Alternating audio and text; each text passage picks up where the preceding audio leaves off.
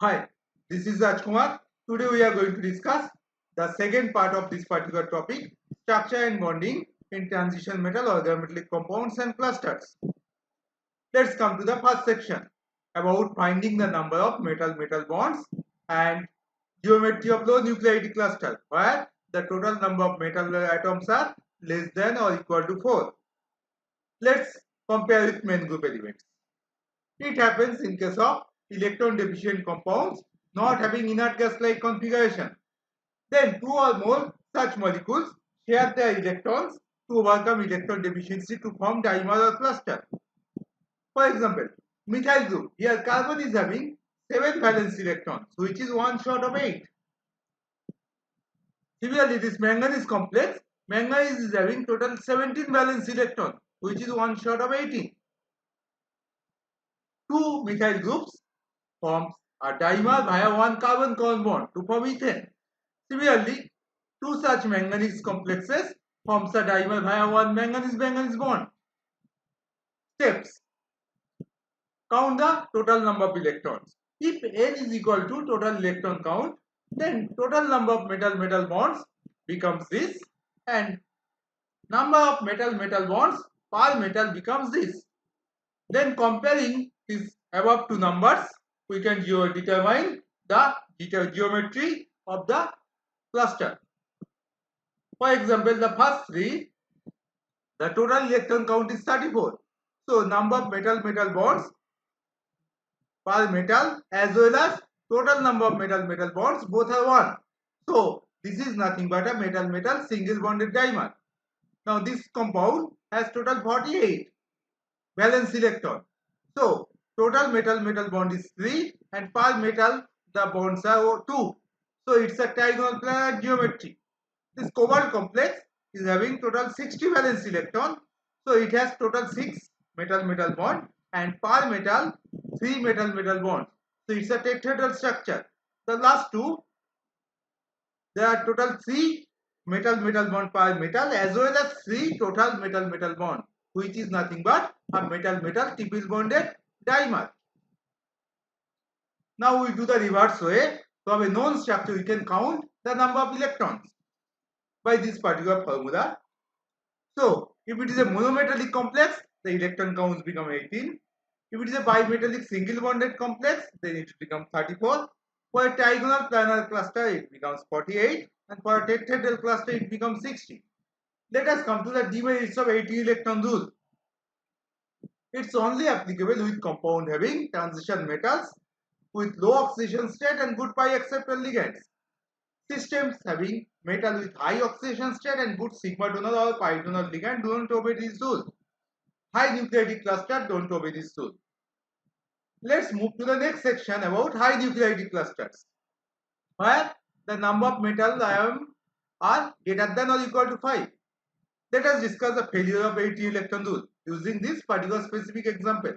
This complex is having a octahedral cluster-like geometry. Now from this formula, the total electron counts comes to be 86. But as per 80 electron rule, the expected electron count should be 84. So it is having a total 2 extra electron. So it should be unstable.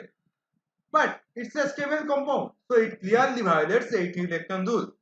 Now we come to Poet's rule. Let us first discuss about boranes. First, the boranes formula need to be written in this particular way. Each BH unit engages one orbital and one electron from boron. Yes, 3 orbital and 2 electrons are available for cluster formation.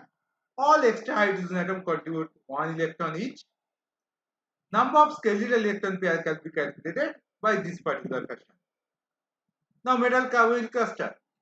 MCO3 units are assumed to be analogous with BH units.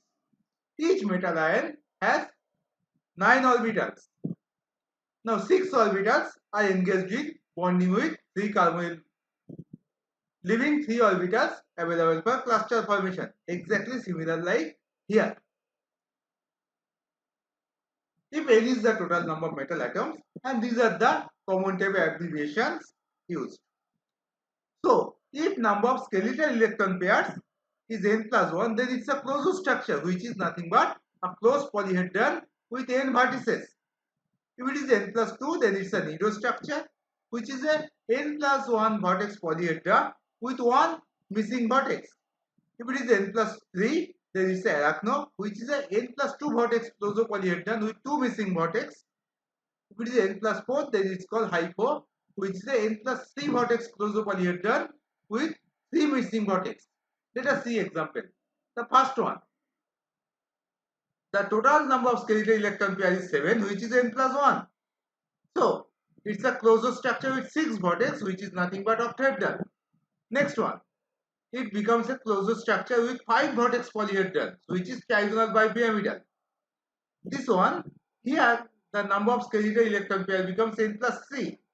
So, it's a arachno structure. That means a octahedron with two missing vertex, which is a butterfly-like structure.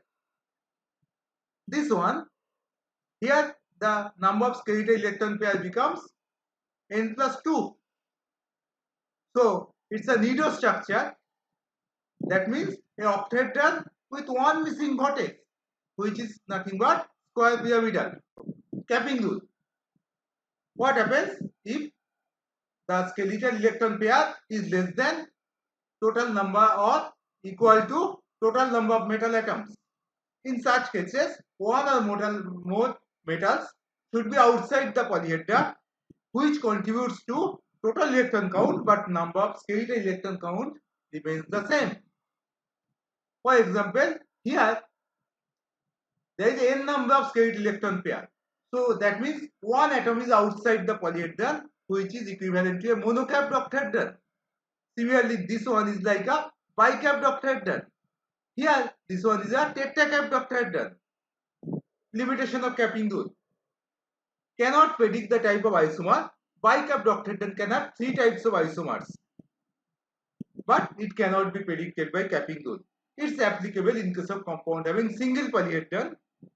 In case of compounds with two or more shared polyhedra, then this rule cannot be applicable. Now we come to Bingo's rule. Here the number of atoms and number of electrons in each individual polyhedron needs to be known. Then total polyhedral electron count in the whole cluster after condensation needs to be known. Then we need to correlate those above electron counts to find out. For example, we take two polyhedra, polyhedra 1 and polyhedron 2. If the number of atoms are m and n and electron count is x and y. Upon condensation, if there is a common corner sharing or common vertex sharing, then atom count goes less by 1 and electron count goes less by 18. If there is S sharing, then atom count goes less by 2 and electron count goes less by 34.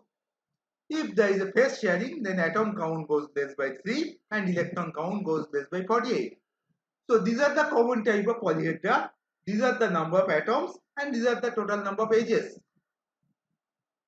Examples. For example, this complex.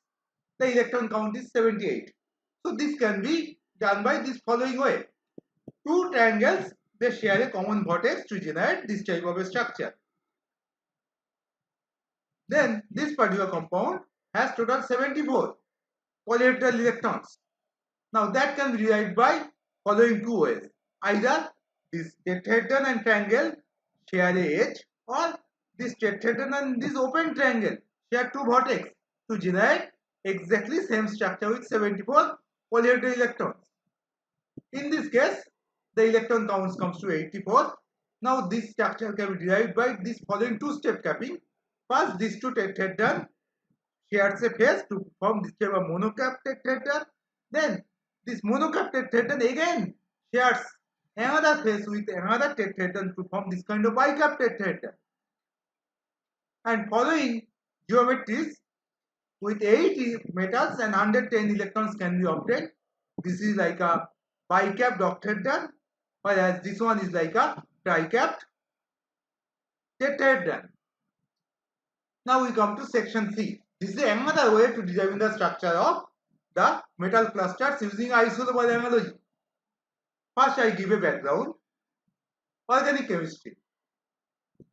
Here R is an alkyl or aryl group such as methyl, ethyl, phenyl, etc.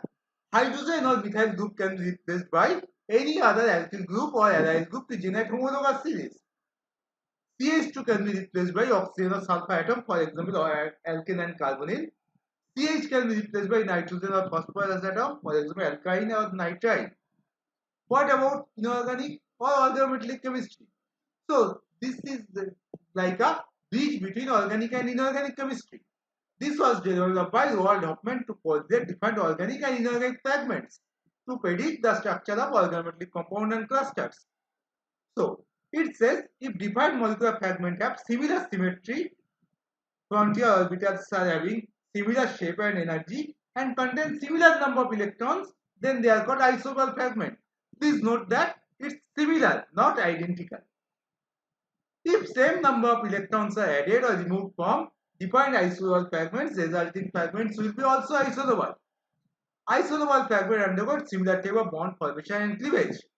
Any fragment can be replaced by its isobal fragment to generate similar type of structures. Let us construct the isobal fragment. For example, methane. This one is a closed shell main group compound.